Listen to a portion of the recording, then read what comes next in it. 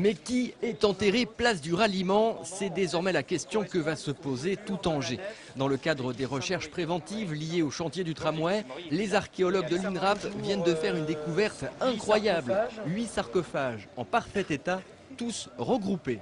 On a trouvé ceux qui restent conservés de l'église Saint-Maurille entre le bâtiment derrière moi qui est sous cave, qui l'a en partie détruit, et le parking du ralliement qui l'a détruit de l'autre côté. Il reste une partie de la nef avec au milieu une série d'inhumations en sarcophage qui remontent vraisemblablement au moins au VIe siècle.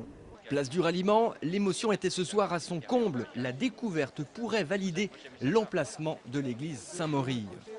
Assez d'émotion parce que c'est toujours une émotion que de retrouver un passé très lointain, 6e siècle après Jésus-Christ, juste le moment où la Gaule romaine disparaissait progressivement, a été remplacée par une Gaule chrétienne. Donc c'est quand même un moment fort puisque c'est sans doute parmi les premiers chrétiens, les premières églises chrétiennes qui ont été faites à Angers. C'est notre passé qui nous rejoint. Et maintenant, les archéologues vont entamer une phase d'identification qui devrait durer un mois. Le fait que les sarcophages soient rassemblés laisse imaginer que l'on a affaire à un personnage d'importance. Disons qu'on a un peu une idée, bien évidemment, mais pour l'instant, on ne souhaite pas trop s'avancer parce qu'on n'a aucune preuve. Voilà, on est au démarrage de la fouille en même temps. Hein. Donc on en saura plus, évidemment, dans le milieu de la semaine prochaine.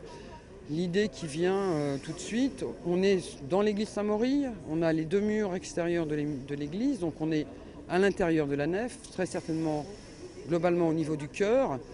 Donc peut-être qu'on a effectivement le corps de Saint-Maurille, mais seule la fouille permettra de le constater de manière évidente, quoi.